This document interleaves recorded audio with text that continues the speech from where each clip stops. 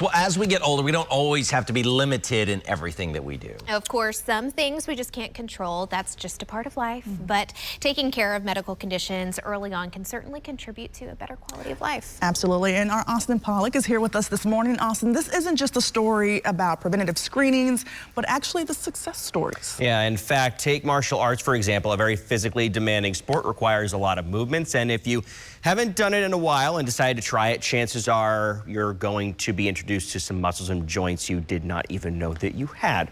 So I went to a martial arts studio to hear how you don't have to always tiptoe around constant pain. It's never easy to try something new. We might even tiptoe around the fear of the unknown. Now, keep your hands right here. Now pull as you do it. There you go, yes. And someone who knows a bit about breaking fears is Mark Burns. We are at Honor Martial Arts. He runs this studio in Franklin. He started young, worked his way up to competing, now teaching. How you practice is how you perform in life. Life has a bunch of hurdles.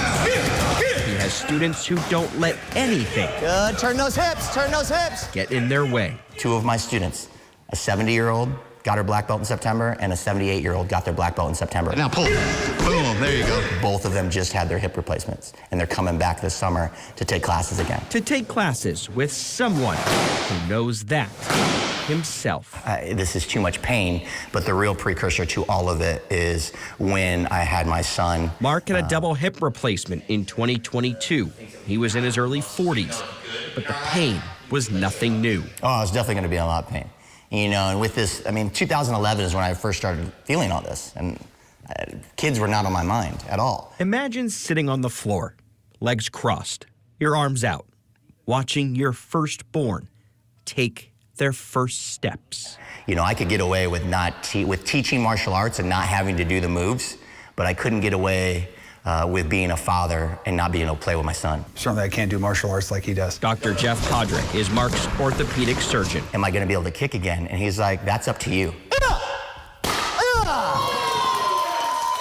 Mark says other doctors told him he could wait until he was older, but it was Dr. Hodrick who encouraged him to kick this to the curb. It does make a difference in that first 5, 10, 15, 20 years, rather than wait and accumulate health problems. Nice. But I don't think you need to wait. I think you should do it now, especially if you want your quality of life to be better. And have you ever wondered what happens to those boards once they're broken?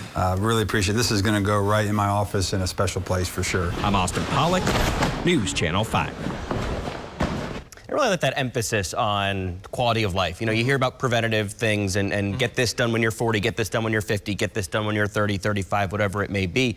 But it is so important because it impacts that quality of life. Maybe it's that peace of mind that you need to really just, you know, live that life and not have this in the back of your head. And I think at least me, you know, I associate like hip problems with older patients. I know he mentioned too, kind of in that dojo that are in their 70s having the hip issues. Glad he went ahead and did it, especially with young kids. And you know what, good for him to like start learning to kick again right away, right? It really hit home as a parent too to hear him say like, I have to take care of myself and my kids. You know, you don't want to not be able to play with your kids. I know, and I want to be one of those 78-year-olds. I know, still kicking with the black belt, right? Don't mess with Kelsey. Right? It's awesome. Thank you, Austin. Thank you.